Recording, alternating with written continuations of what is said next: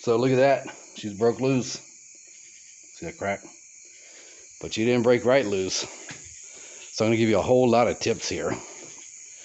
First of all, these bell housing bolts, especially if you have a front end loader, you need to do this a certain way. Now, there's this wire here. See this wire? That's a ground wire. And one of these had a ground lug that was broken. So I've had a broken ground wire right there forever. Now, some of these, there's 8 bolts. The 2 bottom ones are longer than the rest. The 2 top ones, 2 bottom ones, pretty easy to get to. These side ones, the top side one, bottom side one, top one's not too bad.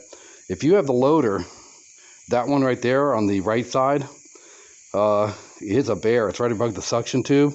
You can't get anything on it. Now what I did was I put an open-end wrench with a piece of pipe on it, just barely got it in there. Once you break them loose, they'll come out. You almost can't even get your hand up in there to turn it though. I highly recommend you take that bolt completely out before you do anything else. Maybe even before you even start this project, because if you can't get that bolt out above the suction tube, there's no reason to proceed. You'll need to take it somewhere where they can get that bolt out. But I would take that bottom side bolt, top side bolt completely out. Same with the other side. The bottom one's a little hard, but not nearly as bad as that right side with that suction tube in the way. If you took the suction tube completely off, which might necessitate taking the entire pump off, then it wouldn't be a problem. Or if you don't have front end loader, it won't be a problem. But I'd take those 4 bolts on the sides completely off before you even break loose the top and bottoms. So, with that said, I think it's really important that you set your jacks up the way I did. I got a jack in the back right here.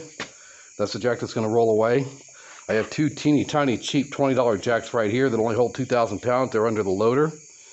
And I got the hoist up here as a safety, but I ended up using it too, and it's tight right now. So when you take all the bolts out, I rocked and rocked and rocked. This thing didn't break loose. It's got sealant. And I was like, oh, this is going to be a problem. So I thought about it and I said, well, why don't I just bend the tractor in half? If I jack up the front and I jack up the back a little bit, I'll bend the tractor in half, and sure enough, it broke loose. The key to knowing how much to do, now this is one of those rapid action, pumps on the back here, so you got to be real careful how much you pump there. And these little 2,000 pound things, hell, if you leave the extension off, if you can pump it with your hand, that's probably enough. We didn't go up very high, okay? Did the back one first, did the front one next. Then I looked at my chain and I had a little bit of slop in it, just a little bit, which meant I had lifted it. So I took the slack out of the chain, and as I walked around, I heard boom, and it broke loose. So that's what you got to do. You can see it's got a big crack at the top and almost no crack at the bottom because I'm lifting the tractor up trying to snap it in two.